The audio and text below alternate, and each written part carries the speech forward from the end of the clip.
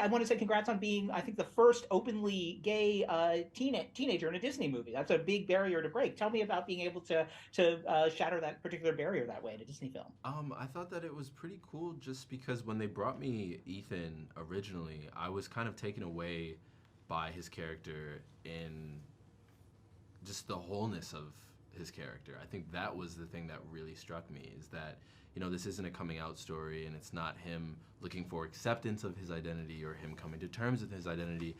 That's just who he is, and it's not underlined or stepped out. It's not made to be like a big deal. There's no anxiety around it or anything. That's just who he is, and it's an aspect of Ethan and just one of the many things that makes him who he is. And I thought that that was amazing. That was a beautiful thing to be a part of and show, and something that I wish that I had seen when I was that age.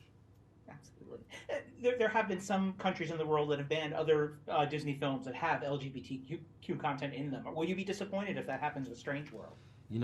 I can't really foresee what would happen. I don't really know. I think just for what this film will do for the people that it reaches, I think that would overshadow any of the other stuff that might, I don't know, be kind of a downer. I think I'm more excited to see how people who need this interact with it.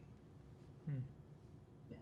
Well, Jake, to Jabouki's point, it's nice to see how matter of fact the relationship between Searcher and Ethan is. The Searcher just takes it in stride. It's not commented upon. Does that speak to where we are now in terms of representation that can be treated so matter of factly? I think that it's a representation of what is normal being normalized in our, in our stories we tell.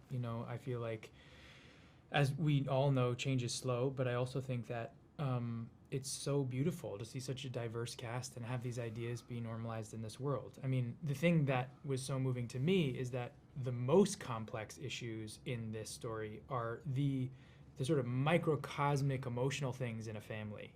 How hard it is, what feels like a chasm but could be such a small step, but is so hard for us sometimes to do. And I think all of us can relate with that idea.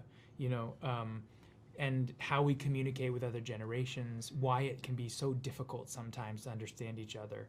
But what's so beautiful about the movie is that the only way that this family can save the world that they love so much is if they start to understand each other and listen. And to me, that's the most moving part of the whole piece and why I wanted to be a part of it. So all the things we're talking about are pieces of it, but the big idea is how we listen and be open and try and stay vulnerable in the face of things that we're afraid of.